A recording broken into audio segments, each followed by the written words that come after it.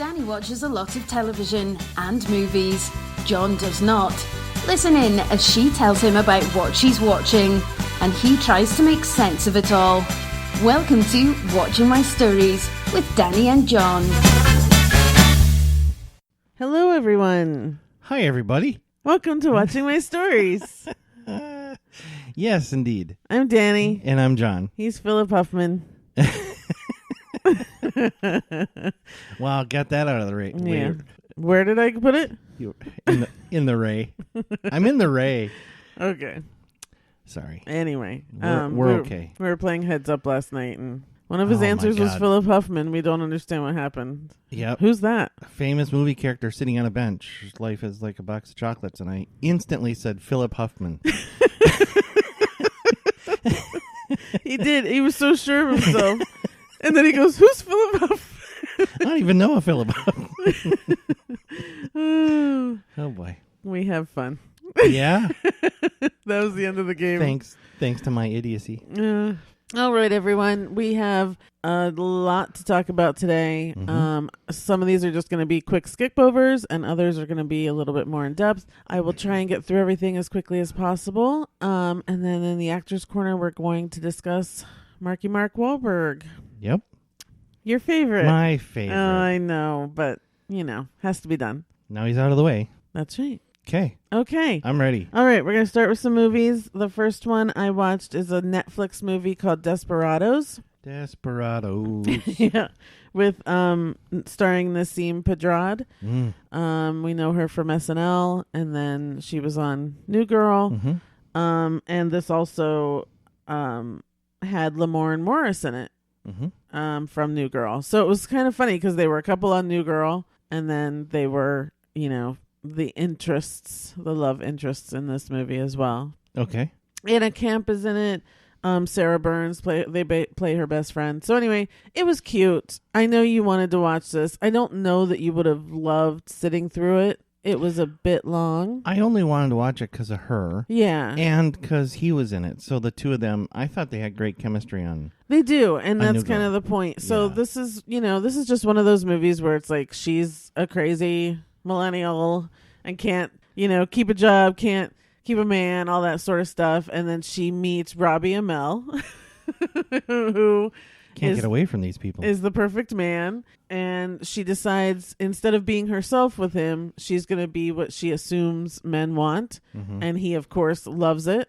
Mm-hmm. But then he ghosts her for a bit. She gets upset, drunk, sends him this crazy email with her friends. And then he calls and says that he's been in Mexico in a coma from a car accident. Well, she's got to get this email back. Otherwise, he's going to know her crazy. So she decides to go to Mexico. She's going to figure out a way to break into his hotel room and find his computer and get the email back. That's the crux of the movie. It's funny. Go ahead. Do people know that the email's not in the computer? He had said, because he had called her from a weird number. He said, "Oh, I don't have my phone. I don't have my computer. It's all in my hotel room. Blah, blah, blah, blah, blah." So that kind of explained that if she got to all those electronics, she would be able to take care of it. Okay. Yeah. Wouldn't it have been easier to hack into his email and just delete it? I don't know. Would it? I don't think so. Nobody understands the cloud. Anyway, so the point is she had gone on one date with Lamorne Morris. They did not hit it off. He ends up being at this resort in Mexico by chance. And they end up just hanging out. He ends up helping her on all these capers. Uh-huh. He turns out to be a widower and a very sweet, guy. And of course, as they spend time together. If he ever plays a villain? A villain? Next to Philip Huffman? How many is that? It's a villain.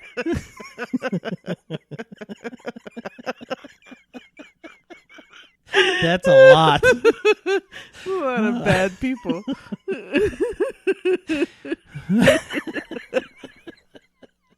Okay. Oh boy. It's early. Yeah. Yeah, he would I think he would play a good villain. He might, but I don't want to see it. Okay. Yeah. So anyway, it was cute and it was lovely. Okay. The girls are funny. They go on a thing, the friends, and Heather Graham is in it with them. And, it's cute. It's a very, very, very typical rom-com. Nothing really special with the jokes in it or anything like that. Mm-hmm. But it's fine. It was a bit long for what it was, but it was fine. Enjoyable. Okay. Is it one that I'm actually going to go back in Netflix and rewatch? Probably not, unless you said you wanted to sit and watch it. And I wouldn't mind sitting and watching it again. It's just, it's not one of the ones that I have to, always be my maybe. It's not like that one with Ali Wong where I go back and watch it again, Okay. So anyway, All Desperados on Netflix. Definitely, it's a nice little thing to watch. Okay. I'm going to say it. Okay. Next movie is a new one on Hulu called Palm Springs. This is with Andy Samberg and Kristen Milioti. This actually was like a big deal because it was purchased for the most money ever from Sundance than any movie has ever been purchased for, like the biggest amount. Yeah. Okay. So it was really exciting to be able to watch it. And if it weren't for the two of them, I would not have kept watching it. So it's one of those eternal loop movies like Groundhog's Day. So he's living the same day over and over again. And she ends up getting into the same loop. And then they're living the same day over and over again. Are they living the same day over and over again together? Yes. Oh, well, okay. Yeah. So it's one of those movies that then kind of turns into the rom-com thing, right? Like, are they going to hate each other, going to love each other, all that stuff. Anyway, if it weren't for those two who I really love, if you don't know Kristen Milioti, she's from Broadway, and then she was the mother in How I Met Your Mother. And she had another show, was it A to Z or something? Another rom-com show that only lasted a season that I really liked. Anyway, I really enjoy her. And of course, I love him. I'll watch him do just about anything. Sure. And J.K. Simmons is in it. He's pretty funny. Well, that has to help. Yeah. So again, it felt a bit long to me because that loop thing, it gets a little tired sometimes. Sure. But it was a different thing of, he's in it and then she's in it with them, and it got to the point where at the end I don't know. It felt like it just ran a little bit long where I was just like, okay, are we just going to do this or whatever? And so you didn't care if they got together? No, it wasn't that. It was the loop thing that, again, I just felt tired from it. And then all of a sudden it was like they had kind of figured it. It felt like at the end that the people who wrote it felt like I did. And they were just like, let's just end it here. And no real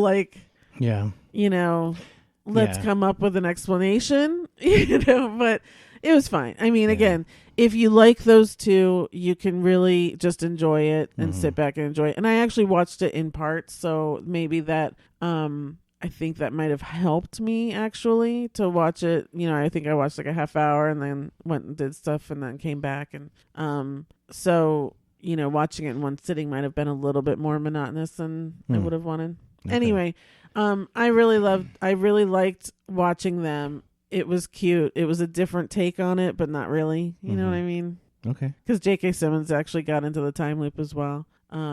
So interesting, but I don't know. It's one of those that right now in quarantine, I would definitely say people should try it, see if you can get into it. But it wasn't. Like I said, if it wasn't for them, I wouldn't have kept watching. I just figured out who she is. The Yellow Umbrella. Yeah, woman? Tracy Okay. McConnell. Yeah. Yeah. Okay. Yeah. Yep. Okay, so that's Palm Springs on Hulu. All right.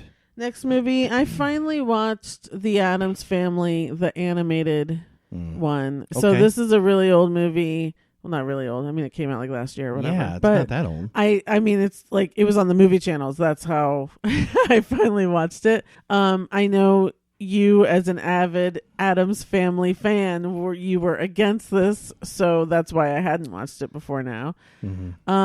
And I shouldn't have. But here's the thing. I was really bored all week, and so I kind of just kept putting it on while I was working. Over like 3 or 4 days, I would put, bits on. It wasn't good. It wasn't entertaining. Charlize Theron as Morticia didn't work for me. Oscar Isaacs, though, he was really great. He sounded exactly like Raul Julia? Yes. Really? It was crazy. Okay. Everything else was just a little weird. Okay. You know, Nick Kroll was Fester. Oh no. It was just but the story itself was weird. It was like, oh, the Addams moved into this house far away from everyone, so they couldn't be bothered. Allison Janney comes into to a town below them and is remaking the whole town and trying to sell it as this, you know, basically gentrified type place. And then they discover, ooh, the Addams mansion, and they got to get them out of town. And, you know, it was just weird. So no, not worth it for me. Yep. I'm sure kids might like it if they haven't seen the original and all that. But once again, I could have saved somebody in Hollywood millions of dollars. If they had just talked to me first and said, "Hey, what do you think of this?" I don't think it did that bad. I don't know. It didn't do well. I don't know. I did not look. I guarantee it didn't do well. Anyway, so that's the Addams Family. I don't know what movie channel it was on, but it's out there. Okay. Next movie we both watched. What? On Apple TV Plus was Greyhound, the Tom God. Hanks World War II movie that he also wrote. So this is a fictional story about a real event. Does that make sense? It makes sense to me. So he made up his character. He made up his ship.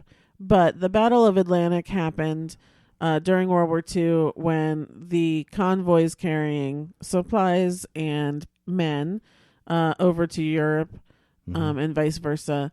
They had a 5-day trek across the ocean where there was no air support. So the U-boats could come and get them. Yep. And basically, this is the story of one of the destroyers that would try and protect the convoy in this crossing. And Tom Cruise playing the captain of this destroyer. Tom Hanks. Oh, yeah, sorry. Did I say Tom Cruise? That's so funny. I dreamt last night that we were dating, and I took him to like the Universal Studio tour, which is weird because all his movies are the major Universal movies. And it was like, and I was like, have you done this before? And he was like, well, back in the 80s, you know, before people knew me. And I'm just like, we're going to get on the studio tour. Me and Tom Cruise. Like, it was weird. Anyway. Okay. Weird dream. Anyway, what? Tom Hanks. Yes. Yeah, starring Tom Hanks. Yes. So this takes place, basically, it's just a 5-day shot of trying to protect this convoy, and it is nonstop from beginning to end. Yeah, I don't think he slept for 5 days. That's the point of the story. Yeah. Yeah. So what'd you think? Well, I liked it.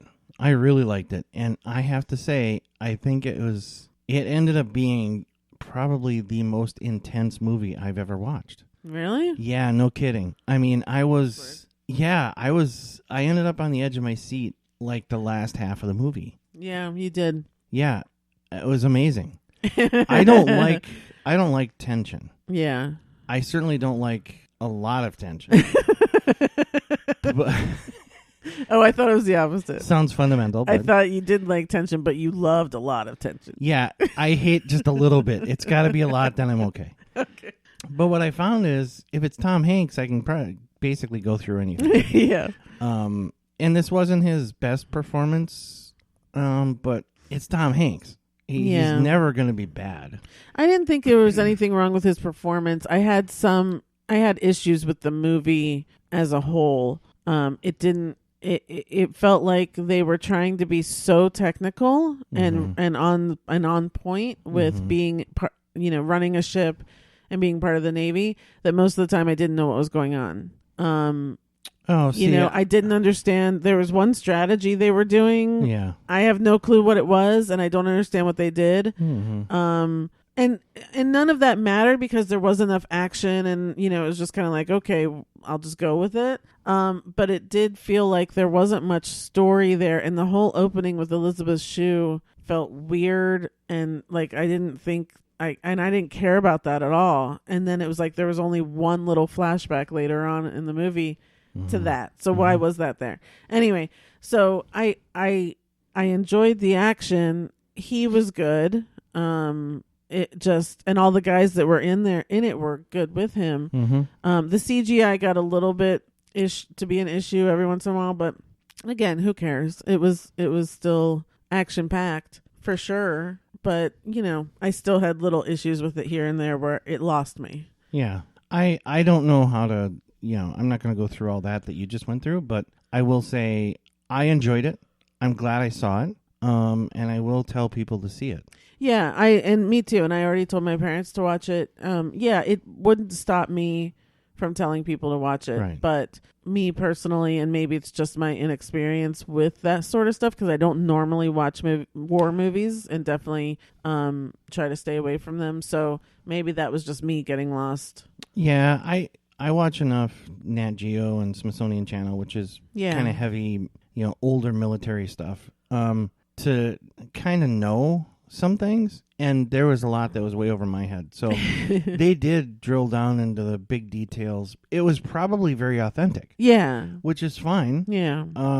It just became kind of a thing where when he's barking orders and they're repeating on down the line and stuff, it's like, yeah, good luck to you. I don't know what you're doing. I don't know what that means, but knock yourselves out. Yeah. Yeah. It still is fascinating, though, to look back at, because they wanted to be authentic with the tools they had. They wanted to be authentic filming in an old destroyer.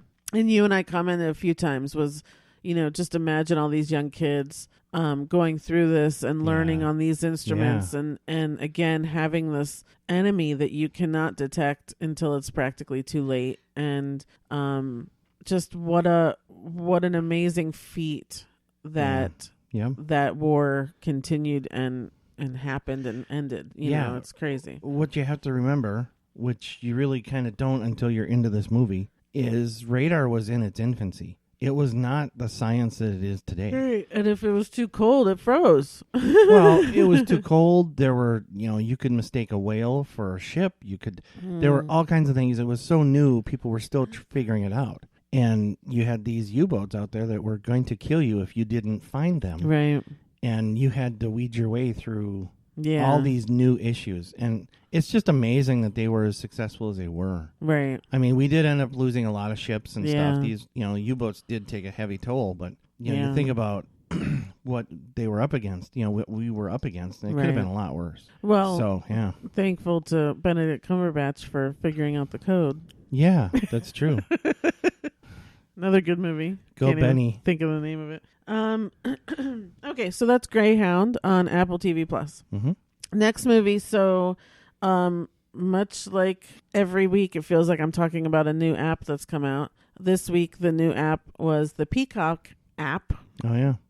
Which is NBC Universal's app. So there's a lot of old NBC shows, new NBC shows, Carol Burnett shows on there, Johnny Carson's on there. Dale Earnhardt Jr. We'll get to that. Okay. So and all kinds of Universal movies, which is a lot of fun, the Bourne movies and all that. Mm-hmm. But they also do have some original content as well, and I got into it a little bit this week. So the first thing is the Psych movie. If anyone watched the show Psych, this is the second movie they've done. This was Psych 2 called Lassie Come Home. This was great. So you never watched the show. I saw some of it. I like Dule Hill, so I like. Yeah. I saw several episodes and I liked it. I don't know why I didn't watch it. I don't know either, because so Dule and James Roday, who are the two guys, are the funniest. And I mean, you go back and like if you start probably like season 1, show 1. You can kind of see it, but man, as this show went on, those two just took off, and I think the writers were like, "Let's just go for it because these guys can handle it." Sure. And in this show, in this movie, like the first 15 minutes, I was cracking up nonstop. I had to go back and listen to some things because it's so fast and so funny. I was like, "Did they just say that?" There were a lot of hidden jokes in there too, because James Roday now is on that Million Little Things or whatever, that show that the This Is Us ripoff. And at one point, Corbin Burnson is in the show. He plays his dad, and Corbin Burnson mentions This Is Us, and he goes, "I don't know why you're still watching that show. There's one just like it on ABC that's newer." And actually, his partner from the show was in this movie, which I thought was cute. She was on this. Anyway, the big deal about this is Timothy Amundsen. I don't know if it's Amundsen or Omundsen. Who is the police guy on the show. He suffered a huge, massive stroke in real life a few years ago. Mm-hmm. Strangely enough, he was on the last season of This Is Us. And he's got a cane and he can't move a whole lot, but he's doing much better. Mm-hmm. So the point of this movie, or how they helped that happen, was that he had gotten shot at the last thing, and during surgery he had suffered a massive stroke. And so most of the movie he's in a hospital, and it all takes place around this hospital and what they're doing and all of that.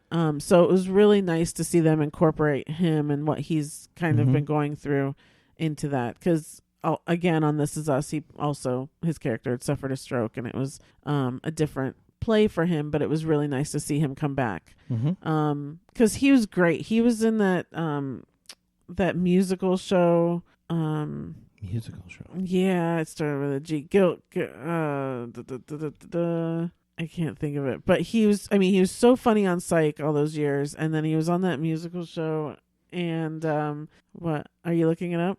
No, I'm looking up him. Yeah, so you could keep talking. You could find the show. So anyway, it's just really nice that people are taking care of their friends and still having him come back to work, because again, I'm sure that you think your life/career is over, and it's not. He's only 50. Oh yeah, it was. He's my age. Yeah. Gallivant. That's the musical show. Remember Gallivant? So good. Yeah, I was getting there. Anyway, so if you liked Psych, this movie holds up completely. Everyone's back. It's wonderful, and it's just as funny. If you never watched Psych, I think you can watch this movie and enjoy it still, as long if you get the humor. Okay. The point of Psych was James Roday's character is kind of like The Mentalist. He just picks up on clues, and so they decided to sell him as a psychic. And so instead of really being a psychic, he was just kind of figuring stuff out by looking around. He was just ultra sharp. Sherlock, yeah. Mm-hmm.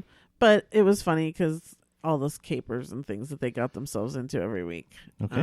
Anyway, it was great. Loved the movie. So glad they all got back together. I feel like they could just do movie after movie, and I'd be perfectly fine. Maybe with they it. will with all I hope Hulu so. and Netflix. And yeah. all that stuff, so. Well, this one's on Peacock, so they could still continue to do more. Okay. So that's Psych 2, Lassie Come Home. Next documentary I watched is also on Peacock, called In Deep with Ryan Lochte, which is such an oxymoron. Such a misnomer. Can't go that deep with him. I can't really say one way or another. I knew Ryan Lochte, I think, more from 30 Rock than I did the Olympics. I knew he's a great swimmer. I remembered there was a whole thing in Rio, but I didn't really know any of the details. So this documentary is basically put together to allow him to get past that Rio thing where people were literally hating on him, which is just confusing to me because now that I know what happened, whatever. So the movie goes into what happened. He explains it, and there's actually security footage of the whole thing happening. So we see the cops aiming the guns at him and all that stuff. And he explains himself. We see that he lost everything, blah, blah, blah. But then we kind of watch him. Now they have him and his wife have 2 kids. And he's training for what was supposed to be the Olympics this summer and now into next summer. At his age, he'll be the oldest male swimmer to ever go to the Olympics if he makes it, which he's hoping to. He has the second number of medals to anyone in Olympic history for the U.S., second only to Michael Phelps. So people need to give him his props for sure. But, I don't want to be mean. He's just not... He's not like this. He's not a big thinker. No, but it's he's also just not this kind of big inspirational hero type person that gets me going oh, I'm behind him and I want to support him. He's great. I hope he makes the team. I hope he does great. I don't wish bad things for him whatsoever. I think that Rio thing was ridiculous. And, again, he doesn't have the capacity to come up with some gigantic lie. It's not that big a deal. He bent a few little truths, but I think the media reporting went crazy. Did the biggest disservice to him. Because sure. When it first came out, they made it sound like the feeling you got was this elitist American in another country. Right. Was acting awful. Right. And I remember that. That's really all I remember. Yeah. And I didn't really care one way or another, but I just thought, what a jerk. And moved on. Yeah, I don't even feel like I had a feeling back then. Yeah. I guess I just overlooked all of that, like I do the Olympics. But it was interesting to watch. Again, during this time, I'm just kind of picking things that I feel like I'm in the mood for in that moment because I know I have so much time now to watch whatever it is. Mm-hmm. And I felt like watching this, and it was fine. He's fine. Wish him the best, but I don't really have it's hard to get. He's not a motivator. Right. You know what I mean? So it's not, you definitely don't get that feeling of like, oh, I want to fight for him or I want to fight behind him or, it's just kind of like he's him. Turns out he's just a dude being a dude. Pretty much, Yeah. But I do, it was interesting. Okay. And I think some people might completely turn around if they really had strong feelings against him. So it's worth watching for that. And it's narrated by Patton Oswalt. Yes. Which is I didn't great. watch it, but I was kind of adjacent. Yeah. And that helped because for sure. I love him. Yeah, his inflections make a big difference. Yeah. Especially when Ryan has none. Yeah. So that's In Deep. That's also on the Peacock app. One thing about the Peacock app, which is very hard to say, right now it is not available on Roku and not available on Amazon. These people have got to stop fighting and just get HBO Max and get Peacock on there because I can only watch it through Google Cast and on the Apple TV. And it just sucks because in my bedroom I only have Amazon, and so I can't watch this stuff in my room. So it just bothers me. Obviously on your phone you can watch it, but I don't like to watch things on my phone. So just putting that out there. But there is great stuff on the app. Mm-hmm. They have I think there's like 3 or 4 more originals that I'm going to give a try. So I'll talk about those next time. And then there's all kinds of, 30 Rock and Parks and Rec and all that stuff are on there. So yeah. The last movie I'm going to talk about is on Hulu. It's another documentary that came out yesterday called We Are Freestyle Love Supreme. Mm-hmm. If you don't know who Freestyle Love Supreme is, this is the group founded by Lin-Manuel and Tony Kail, and Chris Jackson was in there in the beginning. And it was really Tony Kail and the head guy, Anthony, who started it when they were at Wesleyan. They knew Lynn from Wesleyan, and they started this freestyle rhyming thing together, and they kind of then turned it into this little show at the Drama Bookshop. And this just kind of shows that, if you're a fan of Lin-Manuel's, you probably have heard of Freestyle Love Supreme. They were just on Broadway last year. But you might not know how far back they go. And this has a lot of footage back from 2005 when they first started their little shows in the Drama Bookshop. And then they went to the Edinburgh Festival, and they did a whole summer there, and this highlights that. And just seeing these guys so young, number one, was great, even though it was just a year later or a few years later that In the Heights came out. Mm-hmm.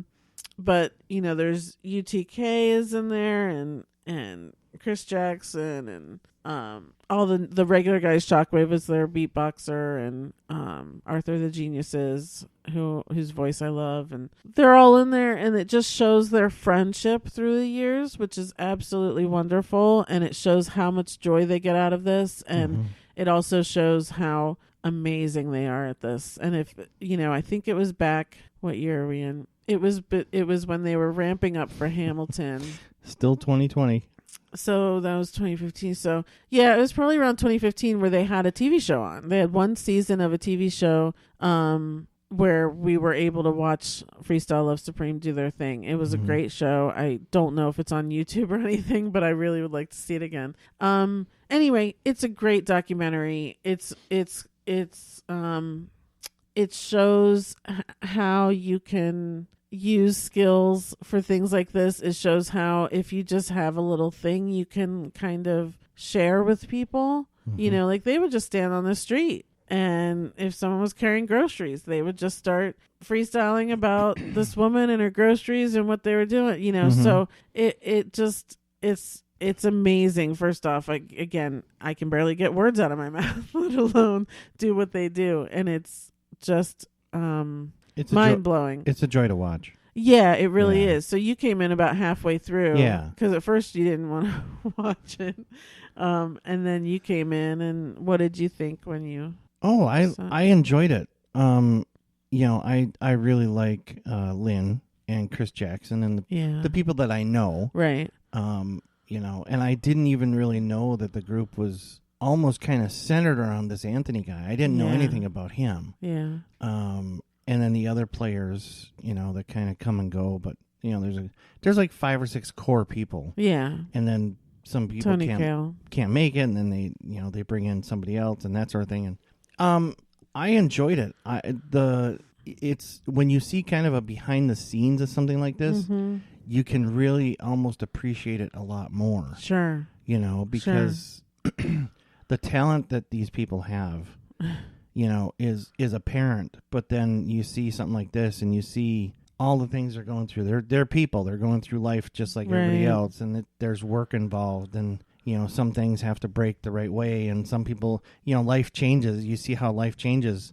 Right. Really kind of changed the group. Right. For a while. Over 15 years, for sure. Right. So, it was really interesting. Yeah. I really, once I sat down and kind of watched it for a couple minutes, like I typically do, if it's, if I think it's interesting, it's really interesting. Right. Right. And I got sucked in and watched the rest of it. And I'm so bummed because I would have loved to have gone to one of the Broadway shows last year. I hated that I missed that, but they were sold out instantly.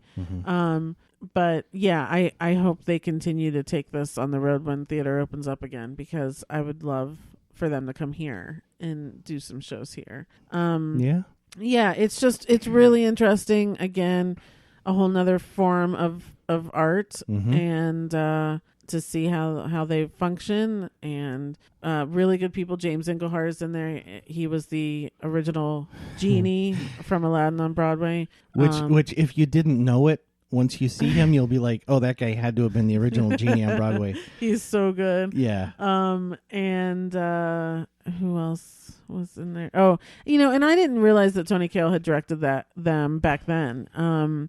So, you know, everyone now knows Tony Kail because he directed In the Heights and now Hamilton, and he's done a bunch of other stuff he just did Fosse Verdon, which is where he met Michelle Williams, and now they have a baby.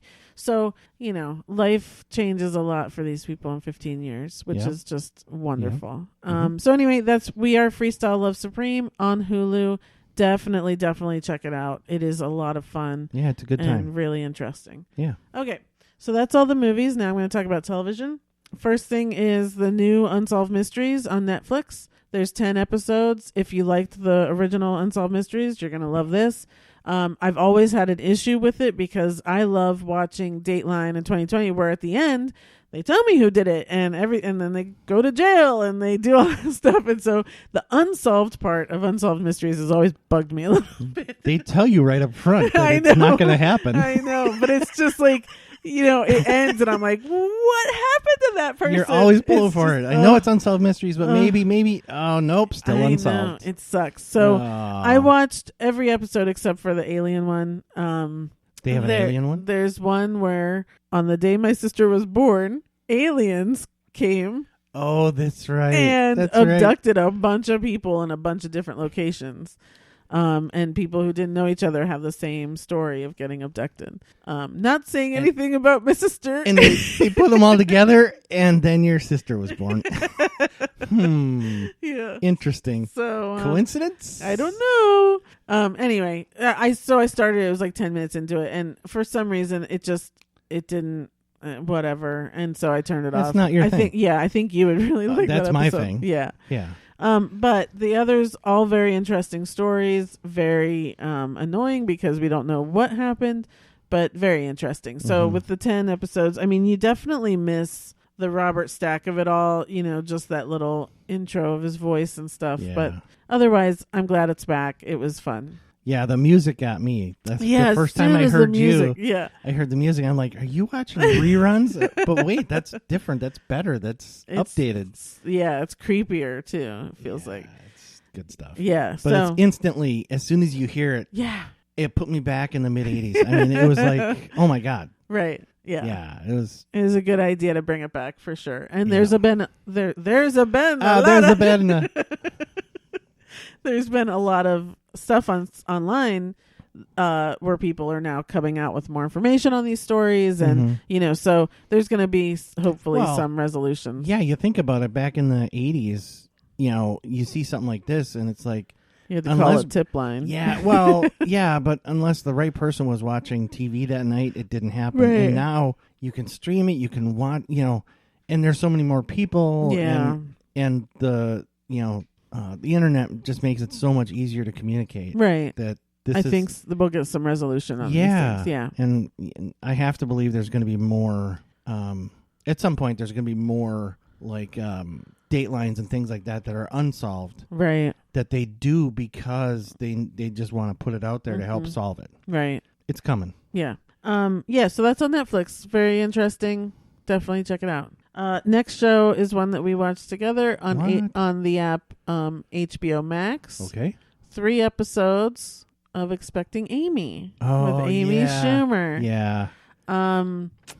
So I love Amy Schumer. I think we had just talked about her because why was it? Oh, the cooking show. Right. Which, we fell in love with Chris during that. I already love her. I think I don't even know now. It's jumped to a level that I don't know what to even call it. I saw your post about you think you might idolize her now. Is that what I said? Yeah. It's like I am so proud of her. Like I don't even know what the real words are. Mm-hmm. So these 3 episodes start when she finds out she's pregnant. And we follow the entire pregnancy through.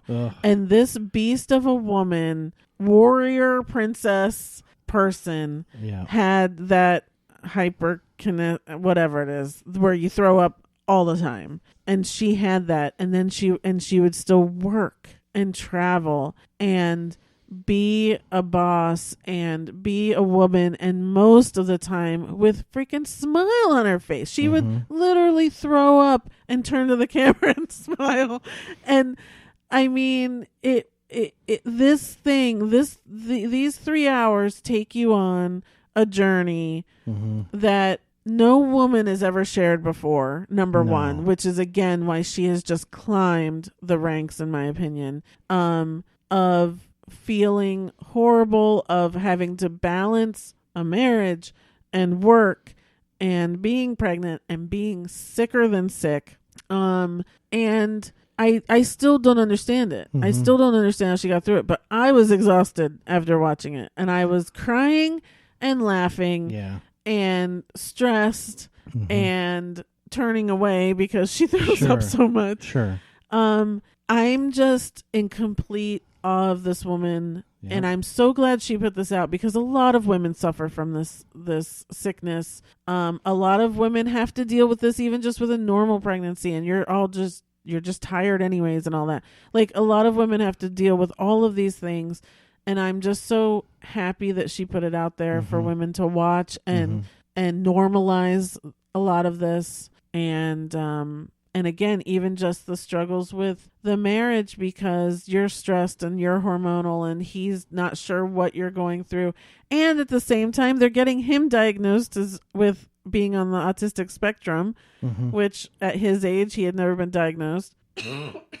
It's just a roller coaster, but for me, it just went up and up and up and up and up. It was wonderful, wonderful, wonderful. I love Amy Schumer. I am on board for everything. And I was already going to be. But now, she has become, she has a podcast too. She has just become almost iconic in a way of just, she's always, the reason I've always loved her is because in her stand-up, she always, I felt, represented women in a real way. When she talked about everyone always like, oh, she talks about sex. And I was like, yeah, she did. And we related and we got it. That's why she became a success. That's why we were all laughing in the audience, because it made sense with all of us and we all got it. And we were like, thank God someone's finally saying these things. She has continued that throughout her entire career. In every movie, if you ever watched Inside Amy Schumer, she addressed all of this stuff.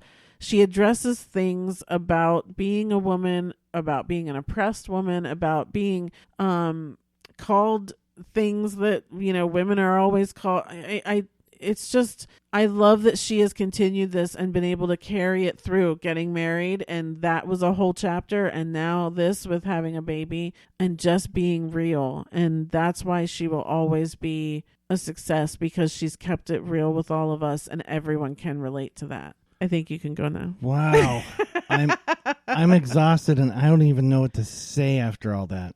I had a bunch of things occur to me, but that was like 45 minutes ago, it seems. I don't know. Sorry. No, it's okay. No, you got in I love Amy Schumer.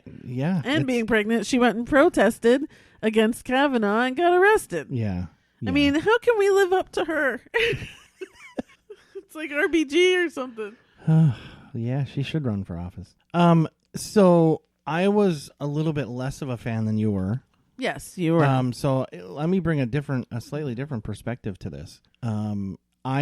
I was one of those that kind of, Amy Schumer, take her or leave her. There's always been something about her. I don't know what it is. It's wildly unfair to her. I don't think it's anything. It's nothing I can put my finger on. But there's always been something about her that slightly turned me off. And I don't think it's because all the things you just said. There are a lot of people in this world that don't like her because she is the way she is, right? There's an entire... Yeah, but it confused me when you said this, because you've watched all her movies with me. You've seemed to like them. You had never really voiced that there was anything that you didn't like until we were getting ready to watch this. And I was thrown by that. But anyway, oh no, I'm not asking you to love her as much as I do, but I was just a little surprised. But anyway. Well, had you asked me earlier before we watched any of her movies, I'd have told you there's something about her that turns me off a little bit. Okay. She's not my favorite. Okay. So, yeah. So that's how I was coming into this. I have to say, I've completely. So these are the things that somebody like me, right, needs. It's a huge benefit to see the person be real, not be on that comic stage, the persona, right? Yeah. Because you get to see them being real, and she is like one of the most real people I've ever seen. Yes, I've completely changed on her. She is pretty freaking amazing. Yeah, in a lot of ways. There's a lot of layers to her. There's a lot of levels, right? And you said it all and summed it up really well, so I'm not going to go through all that. But I will say, I want to be Chris Fisher's best friend. Oh my God, yeah. I didn't even start on Chris, yes. This guy. Oh, he's the best. I don't even know what to say about this guy. So she was kind of famous for being single, being alone, right? And I remember suddenly there's this guy who nobody knew, and she's getting married. Right. And it's kind of like, what? So... you finally start to get to know, hear about this guy and see him, and then the cooking show really opened up a lot for to see him and get to know him a little bit. But I'm telling you, this series, oh my God, you get to see the dynamic between the two of them. Yeah. You get to see him peeing everywhere. Chris, he's an amazing fantastic dude. Yeah, he really is, and I got to be a fan of hers, but I'm a huge fan of his. I'm a huge fan of the two of them that they found. I swear to God, if they ever break up, I'm going to be so sad. Like, I am so happy for each of them that they found each other, because it does seem like they are completing each other for being stupid. But, it takes someone to work with her, and he seems to have figured that out. And I think, again, like getting diagnosed, she was the one who said, I think your brain is working differently than me, and I need to know how to communicate. Right. Let's go figure this out. Right. Like, I love that he found her and someone that wanted to help him figure out how his brain functions and how they can work on this. I love it all so much. Yeah, I know. So if you're out there, we want to be best friends. Yeah. So Amy, Chris, if you're listening, we'll post our number at the end of this. So just give us a call. Yeah, what you just said right there, I think is the key to them. Yeah. It takes a special person to be with her. Well, that sounds weird. That sounds like she's so amazing. She's so smart. She's so funny. That would crush most guys. Right. That's what I mean by that. Yeah. Okay. The amazing thing about this guy is him just being himself. Right. Is the perfect compliment to her. Support. I mean, it's literally 1 in a billion, and they found each other. Yeah. Right. And he had girlfriends before, and nothing was serious because it never because of how he. You is. Don't know that. No, they said that. Oh, they did? Yeah. Oh. He had girlfriends before, but it was never more than just very superficial. It was not because of how he is, right? She figured out, she took the time, recognized things in him and said, let's figure this out and whatever. And instead of resisting it, I think, and maybe he did before, we don't know, but the two of them together, I think, because of how she struck him, he said, okay, yeah, let's do this. Right. And was very open about it. So, it's just amazing. And the other thing about this journey that we got to see is you forget that they've only been married a relatively short period of time. So on top of her being pregnant and the whole thing that this was kind of centered around, they're going through this a little bit later in life. Just knowing them each other a couple years. Yeah. Basically a new marriage. Right. And just how they dealt with each other was just... It was just beautiful. So beautiful. Yeah. It really is. And it doesn't mean that everything was perfect. We saw that there were miscommunications, and there were those moments where you're dealing with a pregnant woman and she's miserable, and but that's true. And one of the amazing things was, I'm sorry to cut you off. That's okay. Is 2 days out from her filming her big latest special, they got into this thing where he suddenly brought up something that he wasn't liking, and she effectively said, it's all about. I'm all about you. If you have a problem with this, I'll take it all out. I won't do it. Yeah. I'll stop right now. Most of her special was like about him and the autism and all that stuff, and she's like, I will take it all. She wouldn't have had a special left, right? But that didn't matter, right? And I love that. And it's easy to say, right? But in the moment, you could tell she was genuine. Yeah. And that, for somebody, you hear about a lot of stars who get people to bend or whatever, and then they manipulate and say whatever they have to say to get through the situation to be able to do what they're going to do anyway. Yeah.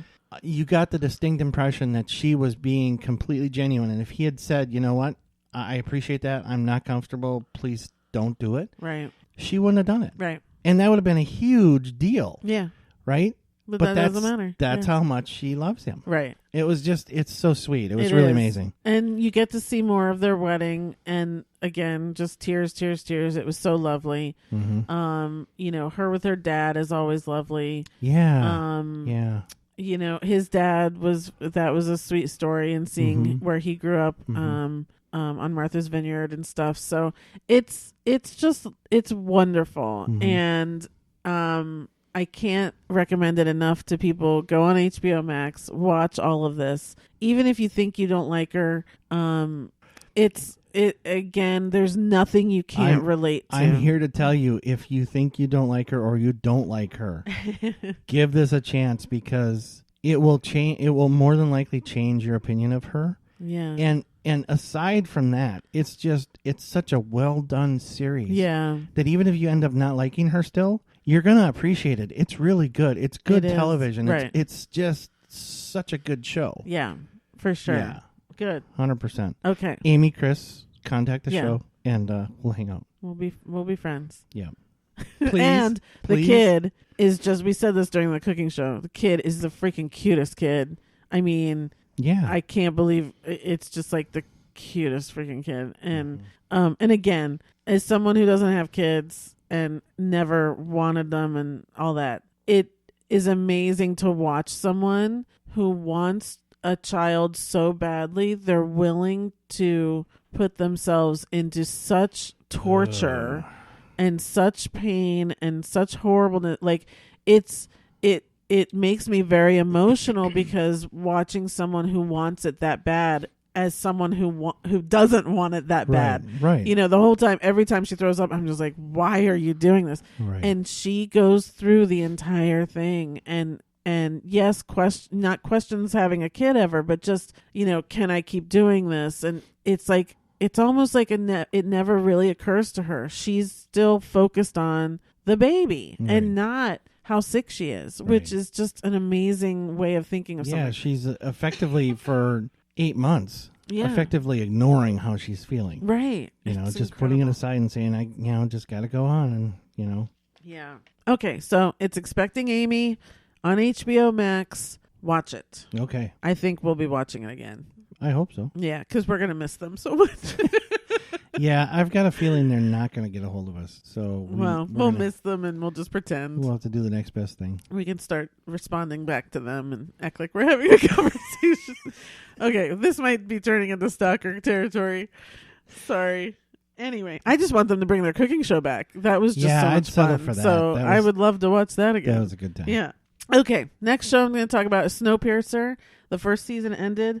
It was 10 episodes. Obviously, Daveed Diggs is in this and Jennifer Connelly. This is a prequel to the movie with Chris Evans. This takes place about 7 years on the train since the world froze over. If you didn't see the movie or the show, basically there's a train that's 1,001 cars. It was built to save humans from the world freezing over due to climate change. Mm-hmm. And it runs perpetually all around the world. So it's based on classism, you know, so there's first class people who paid a ton to be on there. Second class people who may have paid some, maybe they have some sort of skill, that sort of thing. Mm-hmm. Third class people who are more like the workers, they work to stay there. And then there's Daveed Diggs and his crew who are called the Tailies, not to be confused with the Lost Tailies, who they kind of stormed the train when it was first taking off. So this is just a group of people who just kind of said, screw you, we all deserve to live. Let's get on the train and just, you know, stow away, basically. And the way that the train people took care of that was just sticking them in the back of the train, and they don't give them food or work or anything. They just have to sit back there. So the story is the revolution of the Tailies and wanting to have some rights and probably equal rights with the rest of the class and the rest of the train. And that's kind of what we go through. And the show went in weird spots to me. Again, loving the movie so much. I kept trying to put that aside because that happens about 10 years after the show. But it went through, you know, like first there was a murder and Daveed Diggs was pulled out of the tail because he was a former detective to solve this murder. And then it was kind of like after 3 episodes or something, that didn't matter anymore. And so then we moved on to something else and it was like, okay, so, you know, it was a little weird and going places, but they figured it out, I felt. By the end of the series, they had gotten to the point, which was this kind of revolution and who's running the train. Because there's this Mr. Wilfred who's supposed to run the train. He's the one who designed the perpetual engine and eternal engine, and they've kind of based this whole religion off of Mr. Wilfred, and his say is what goes. You know, he decides punishments, he decides everything. And there really is this sort of little religion cult thing that the kids are indoctrinated to Mr. Wilfred and what he does and blah blah blah. Seeing the movie, you kind of know the twist with that. Same twist here. But I liked how they kind of changed it at the end. It came to a very interesting little twist thing that can still lead into the movie in a good way. Because again, halfway through, I was like, oh, we're just doing a different story completely. But I can see how it maybe might work a little bit getting into there. Anyway, I like the way that this first season ended. I'm looking forward to seeing the second. I think they left it a really good cliffhanger. And it seems like this could be really interesting. So okay, I'm sitting here trying to think, how much can you do on a train Oh, it's 1,001 cars, number one. There's so much. They have everything on this train. I understand, but at some point and maybe they'll be fine for 2 or 3 or 4 seasons. Who knows? But I would think after a period of time, it would kind of be like, you got to start doing outlandish stuff to keep it fresh. It ended with a really fresh twist. Basically, a second Snowpiercer showed up with people that are going to change some stuff. So it was interesting. It was a different ending that I was expecting, and it's going to be interesting to see where that goes. So yeah, I enjoy it. It's not like so good that I'm just like, watching it the night it comes out. I am saving it for the next day, which to me, that might not mean anything to people, but that's how I kind of rate things. If I have to watch it the night it's on, Gotcha. Daveed Diggs is fantastic in it. Wow. Jennifer Connelly's great in it. Everyone is doing a really good job. Lena Hall's in it. Oh, okay. Yeah, so I like it. Cool. I would say it's worth going back, and if you didn't watch the season, I would go and watch it for sure. Especially right now when there's not a lot of really good stuff out. I would watch it. Let me think about it. Okay. Next show I want to talk about is the second season of the Dirty John season, which is the Betty Broderick story. Okay. This starred Amanda Peet as Betty Broderick and Christian Slater as her husband. If people don't remember the Betty Broderick story, or for me growing up, what I've always remembered is the Meredith Baxter Birney Betty Broderick TV movie of the week, which was just fantastic. She was such a crazy person in that movie. This was actually really well done because it went back to where we saw the beginning of their relationship, and you have a little bit more sympathy for Betty Broderick that I ever remembered having as a kid. But again, as a kid, I don't think I really paid much attention to it.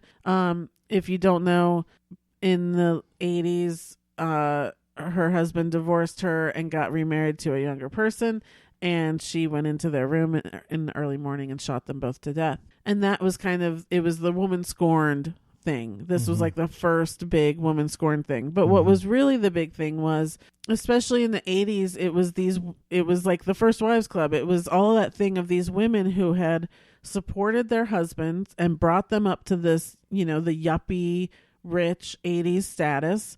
And then they were leaving these women and going for younger or whatever.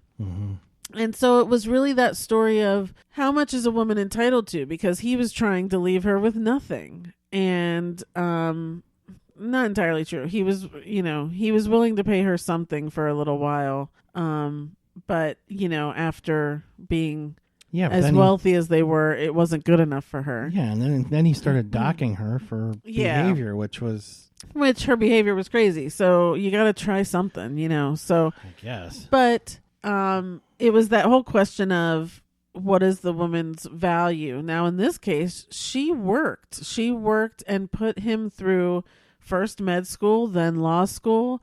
She worked when she was pregnant with all their kids. She really gave in, which there's a lot of stories back then where the women never worked. They always stayed home and, whatever. So she even had more to do with his success and helping him along. And he was, even in court, he was just like, we never survived off of your salary. We never survived. You never made enough to help us and all that crap. He was just such a liar. He was an attorney himself, so he knew how to manipulate the system. Not saying that he deserved to die. She was crazy. She would not accept that he left her. And it was weird, and there was a lot of the Catholic thing in there that you just don't get divorced, and she could not let it go, and to the detriment of even like her daughter was graduating from high school, and she could not let her daughter enjoy that. She had to comment on him being there with the new woman and all that stuff. So it was very, very selfish. But that's there's still that everyone can find a side, right? I personally don't. I think they both sucked, and they both weren't treating each other very well. But she, in my opinion, she could have just let go. And it was interesting at the end, they kind of redid things, that kind of imagining of what if she in this instance didn't behave that way and chose to just walk away, and in this instance if she had just walked away, like I guess a normal woman or something, but she was getting steamrolled by the system, and that was kind of back then, that was that whole discussion of women not being able to stand up for themselves, either because they couldn't afford a lawyer, and their husband just had everything. And so I didn't see much of this. I only saw a few minutes really of one episode, but it was when they were in court. And it's weird because I kind of have this feeling like, and I obviously I was too young to go through it, but there was a period of time where the general consensus was if a couple got divorced, the woman just got half. That she just got half regardless of any circumstances, any situation, she just got half. That was kind of the general feeling at that time. 80s, 90s, right? Yeah, so, the scene that I saw, she was getting steamrolled. And that was kind of significantly different than what I remember about that period of time as far as divorce goes. So it was just really interesting to see the difference between my memory of that period of time or what I feel was that time. Right. And what was being portrayed. The problem with that is, yes, that's the rule. But if you're dealing with someone who can manipulate things, so throughout the show, it showed what the rule is. And there's a certain date that plays into things of when the actual separation date. And so on that date, what's the actual value of his business? And you can manipulate that, which he did. He took out hundreds of thousands of dollars days before he decided to say to her, this is the day I'm leaving you. Right. So that way, then his evaluation is lower. And she didn't have the money because he was unwilling to pay for another attorney for her to do a new evaluation of his business to say, I think you have the wrong thing. So that it's all of that ties into it. So then she's getting half of something that isn't really half, Right, but I remember the scene that it was, she wasn't even really able to establish how unfair he was being to her because it was not allowed, right? Right. She couldn't even, she was trying to make the point, well, he's leaving me because he found somebody new, and he's just, and they're saying it's a no-fault state. Right. So it doesn't matter why he left. Yeah. And that was such crap. Yeah. There's so many. And again, that's why you need a lawyer, and you need a good lawyer that costs a lot of money. And, there were so many things brought up in this that really showed how screwed up it can be and how skewed it can be one way or another. What it really shows is that there was this entire system that governs our lives, right? Married, divorced, whatever, legal proceedings, it has been set up to be so complicated to the casual observer, actual people, that you have to spend the money to get an attorney to get through it. Right. So it's like this self-serving system that just continues going because you got to have it. Exactly, which is exactly, and I'm not going to get on this because we're going long, but you can see it when it just comes to something like this with a divorce. It's a bigger issue when it's actual criminal law, and that is why there are so many black and brown people in these prisons, because they cannot afford an attorney who's going to help them with all these little nuances and things. So again, that's a huge deal. I'm sure there are other podcasts that speak to it much better. But yeah, it's true. It's still one of those things where Betty Broderick is still in prison. She has not been given parole because she shows no remorse for what she did. And I don't mean to laugh at that. It was not something that should have happened. But at the time, and I think even after this, a lot of women can sit there and go, I get it. You put your heart and soul into this man and this family, and he treated you like this. And, I still think she was crazy. But she had to kill him in order to be at peace. And that's a problem, a real big problem. But for her, it was not like, she didn't feel like she even had a choice. Yeah. It was her or him. But anyway, really, I enjoyed the series. Obviously a lot of it's made up because, who knows what was there. But it was interesting. And Amanda Peet did a really, really good job. She was a really on the edge, over the edge. I mean, she did a great job. Okay. Yeah. Good. So it's really interesting. Definitely worth checking out. I think it's coming to Netflix for people to catch up with if you haven't seen it. All right. Next, quick. I'm going to talk about, last time I talked about the new app Quibi. Well, it's not that new, but it's an app for your phone that has series on there, and all of the episodes are under 10 minutes. The idea is, I guess if you're in the bathroom or you're on your commute or, whatever, you can take a quick break from work and watch an episode. I just wanted to talk about more because I finished the series that I kind of touched on last time. So the main one I talked about last time was the remake of The Princess Bride, and all of these celebrities that came in, Hugh Jackman and Adam Sandler and blah blah blah. They finished the whole movie.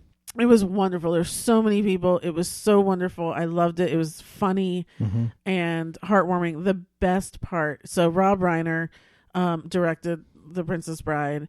And the whole point of the movie is that Fred Savage is the boy, and the grandfather is reading him this story of The Princess Bride. And the grandfather was Columbo. Peter Falk? Yes, thank you. Okay.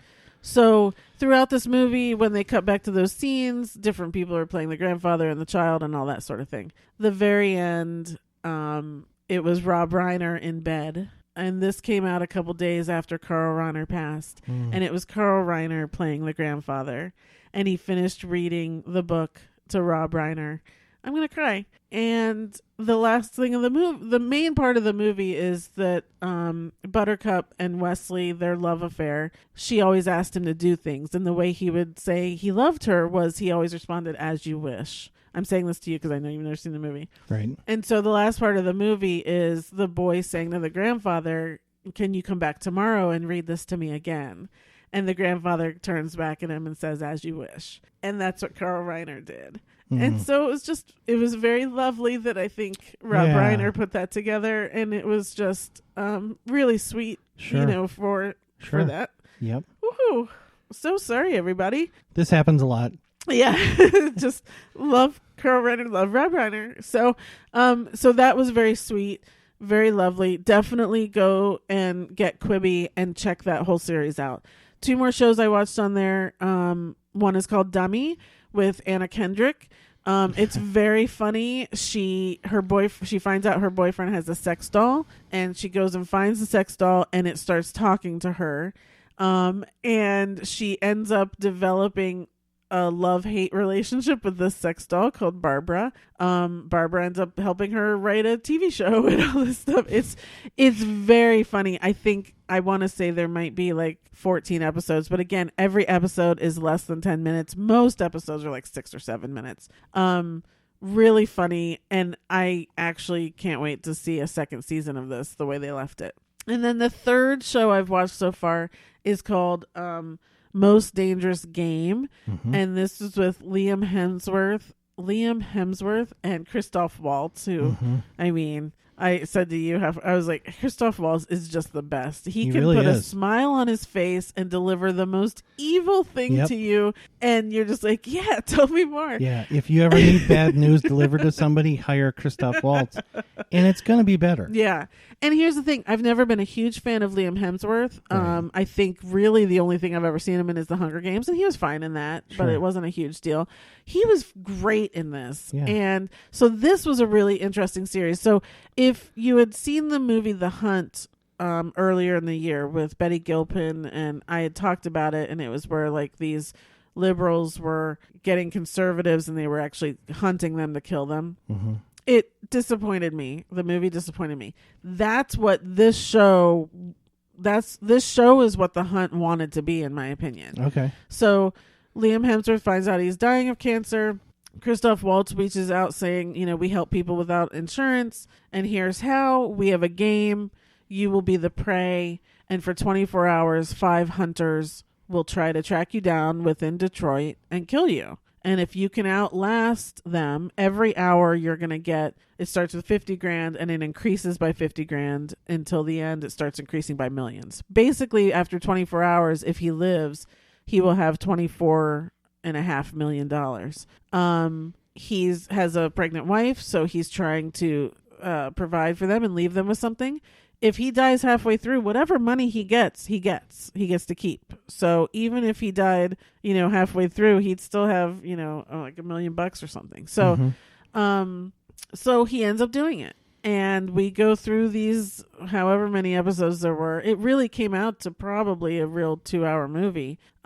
Watching him throughout these 24 hours being hunted by these 5 people. And there were some moments where it was really corny. Like some moments where it was like, oh yeah, I'm watching something on Quibi. Like, because again, there's no apps to download anywhere else except for on your phone. These are made to watch on your phone. I can mirror my phone on Apple TV and watch it on my big screen, which was fine. There's no lack in quality whatsoever. You really can't tell any difference. But or you can cast it with Google Cast, but there are no apps to just watch on anything. Right. But I was entertained. I was really entertained. There were some moments where it was like, how's he going to get out of this? And he got out of it like in the dumbest way. That happened maybe like 3 times. And I was just like, seriously, dudes, you couldn't come up with something better than that.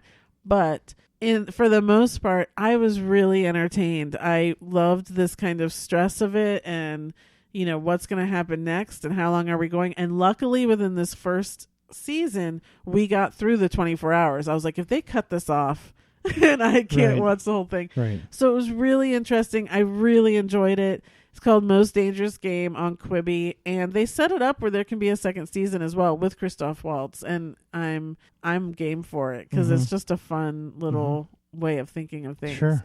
And the hunters were interesting, very different personalities, all that. So yeah, I recommend it. Cool. I think Quibi costs something too. But they do have like a 7-day trial or something. Again, because the episodes are so slow or so small, I would definitely do the free trial and check some of these out and see if you think it's worth it. Because there are so many shows on Quibi that I haven't even gotten into yet that I'm excited for. So cool. And the last show I want to talk about is The Bold Type. Is it 3rd or 4th season just ended. I was kind of disappointed in this season. It felt like they didn't know where to go anymore with these characters, and they were kind of coming up with things. It was disappointing to me, the second half of the season. I'm not surprised. There's only so many things, young female millennials can go through. And I was in on a lot of shows because you kind of watched it when I was around. Yeah. And it seems like in the first season and the second season, something was happening to him every week. Yeah, but it always worked and it made sense. It did, but if you're going to go for... If you shoot your wad the first season or 2, you've got nowhere to go unless you get outlandish. So they're not getting outlandish, so it gets kind of slow. Right. It was just, it felt very forced this season, like Sutton breaking up with her husband because she didn't want kids. Now, I loved the topic of it. She figured out she didn't want kids. So it wasn't like she was hiding it from him.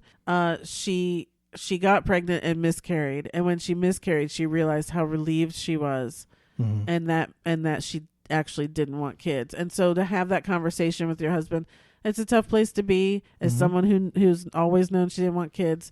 It was something I always addressed up front with everyone because there's a lot of guys out there who actually wanted kids. So, it's definitely a discussion that I feel like is really important. And at 26, you can know that you don't want kids and you can tell someone that. And so her husband got pissed and he left her. But it also felt very rushed. Like they rushed through this in this season. I did love the one character, Jane. She had the BRCA gene, so she decided to have a double mastectomy. I loved that when she got it, she really struggled and she didn't feel complete with her new implants. She didn't like them. She didn't want men to touch them, that sort of thing. That was, I think, a very real storyline. But again, it was like really important for the first couple episodes, and then it went away. She was like, oh, okay, now I'm good. So it's like, it felt like they just kind of forced some things through. And then Kat, who's really my favorite character, she didn't have much to do this season. And so it was just, I love the show. I've always loved what they said, what they do, what they stand for. Mm-hmm. I'm just hoping they come back with some better ideas, or end it. Again, if you don't have ideas, let's not push it and ruin what was a good thing. Right. So that's The Bold Type. It's on Freeform. You can go back. I would highly recommend watching the series. Definitely go back and start from the beginning if you haven't. Yep. So that's that. All right, so we are now going to move on to the Actors Corner with Mark Wahlberg. Probably going to be pretty quick because John doesn't like him, so I'm surprised if he found anything in here. I found a couple things. Okay, so movies you love for Marky Mark. Hold on. I wasn't ready. Talk about rushing things, man. Sorry. Boom, we're here. All right, so movies I love. The Departed. Yes. That's despite him. No, he was good in that. He actually has one of my favorite roles in that, and he played it really well. Yeah. And if he hadn't have been there, and if we hadn't had the ending we had, I would have been pissed. Oh. Yeah, it needed to happen, so I'm glad he was there. God, that's one of the best endings. First time I've ever been glad to see Mark Wahlberg. I love that movie. Yeah, that's actually. Where do I am? Under Secretly Love. The Departed. So that could actually, I love Casino. I love Goodfellas. That could actually be my favorite Scorsese movie. The Departed? Yeah. Okay, so yeah, I've seen Goodfellas. I've seen Casino once, all of them once. Never seen Godfather or anything. I don't like those types of movies, but I think because this was modern, in modern day or whatever, for me, it worked. And again, the cast, Jack Nicholson Leo was fantastic. Well, it was just Martin Sheen, Alec Baldwin. It was perfection across the board. Everyone was perfect. Yeah, exactly. Great movie. Yeah. Great ending. Love it so much. Great movie for sure. Okay, next. That's it for me. That was all you had? That's all I have for love. Okay. So first time I ever saw him in a movie was Renaissance Man. On top of that, I love that movie. I can watch it multiple times in one day. I will cry every single time. Is that Robin Williams? No, Danny DeVito. Oh, yeah. This is where he's teaching the kids at the army base or whatever. Gregory Hines is in it. Oh, cry every time when the kid starts reciting Shakespeare when they're out doing their drills and stuff. Yep. Love it so much. And Mark Wahlberg was great in it. And I remember thinking, oh my God, look at this kid. He's doing so well. Love it. Yep. So that's under my love. Daddy's Home 2. I've talked about this. Yep. I love the first one and I love the other guys. Him and Will Ferrell have got something that I never, I remember when the other guys came out, I was like, seriously? They're funny together. Yeah. And Daddy's Home was great, but Daddy's Home 2 is something that I can watch all the time. It cracks me up. And he's funny in these movies. Yeah. He does a good job. Yes. And my third one on here, Instant Family, which just came out last year or the year before. It's so heartwarming. And again, he's really good with the kids. He's good with Rose Byrne. His comedy thing is a little different. It's that whole, say hi to your mother for me. It's all that sort of like. Ooh, that was a bad impression. Like I'm going to do a good impression of. But, I just, Instant Family, first off, fantastic movie. You will cry your butt out. And as well as laugh and smile the whole time. Wonderful true story. But had to put that on there because I have been watching it often. So okay, movies you like. Okay, so I got 4 of these. Okay. So Ted. Okay. Yeah. Really like that. Yeah.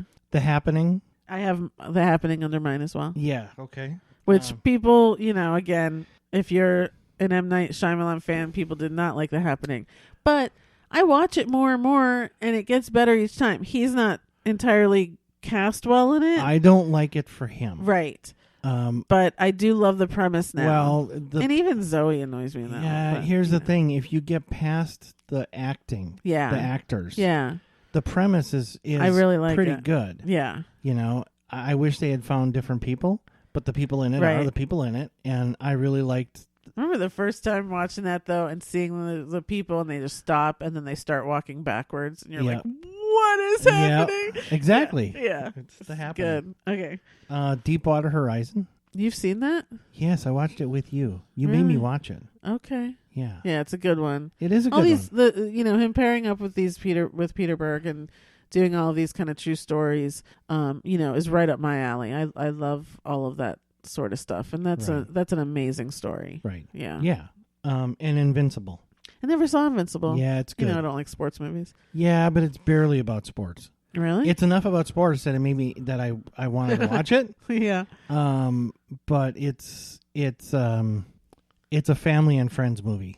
Oh. It's really about his family and friends. Oh. Yeah. That's a true story, right? Yeah, it is. Okay. That's it. Okay. So under my I have The Happening and I have Perfect Storm, which could be under love, and I had to spread all these out. I can watch Perfect Storm multiple times a day. It's one of those, again, true stories, man. I love them. And he's a big part of that. To me, he's better in that than George Clooney is. And I really enjoy it. Okay. So, yeah. All right. Movies you hate? The Lovely Bones. Really? You saw that? Yeah, I saw part of it. Oh. I saw the start and some part of it, and it's not my thing. It was supposedly a great book. I'm sure the movie was okay. It wasn't what I wanted it to be, but he was fine. I mean, he was so he was fine in it. Yeah. But, yeah. Okay. That's it. That's it. Really? Yeah. I did not like Rockstar. I did not get it. It could have been the Jennifer Aniston of it, but it didn't work for me. As well as his Transformers movies. I don't feel like they should be made. I feel like, leave it with Shia and let's be done. But and again, that's not his fault. It's just it was more of the same. And like the first one he did, I don't think I finished, and I've never watched the others that he did, but I just put him on the list because of that. Sure. Okay, Secretly Love? Daddy's Home too. Yeah. Yeah. Then you can't yell at me the next time I put it on. Okay. It's just so good. Yeah.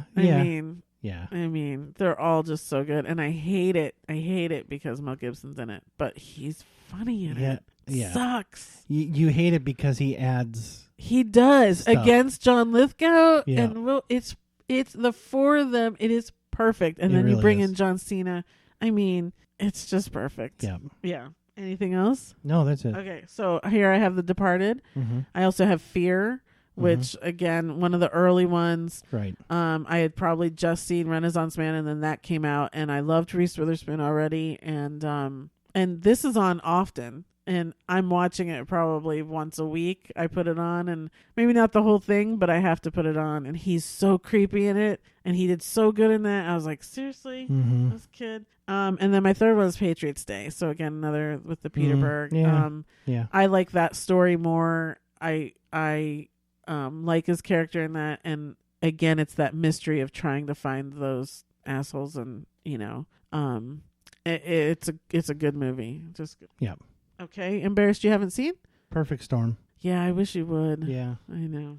And mine, I put The Gambler because I heard he did really well in that. It's just, again, it's not my thing. Right. But I do wish I had seen it at the time. Okay. Yeah. Sure. Adding to the watch list? Boogie Nights. You haven't seen Boogie Nights? No, I have not seen Boogie Nights. I've seen parts of it. But it's so good. Yeah. Well, everyone's so good in it. That's why I'm adding it to my list. Yeah. Okay, so honorable mentions for me. There First you go. off, Wahlburgers. I know you hated it. No, I didn't hate it. But I love it. Made me love Donnie more, which I didn't really care for him. Love Paul. I think so everybody loves Paul now. Yeah. It made love Alba. I want to be part of their family. So it really opened up this whole family that I didn't know about, and it made me. I've always liked Mark, but when you see him working and you see, kind of how he gets into all these businesses and things, it really opened up. He's a Gemini, and it kind of just opened up for me to see him doing that. I know you don't like him. No, anyway, okay. Basketball Diaries, him and Leo, really good movie. Boogie Nights, Three Kings, it was good. Four Brothers, Date Night. He was so funny in Date Night. He was, but it was a small part. Exactly. Yeah. The other guys, The Fighter. In my opinion, I got pissed that year because Christian Bale won everything, and I really thought Mark, to me, was the better one of the two in that movie. So that was a tough year because I didn't understand why Mark wasn't getting more. I put Ted, Lone Survivor, again, one of my kind of movies. Really liked it. Sure. And then I had Deepwater Horizon. So, yeah. yeah. you know, he's got some good ones. He does.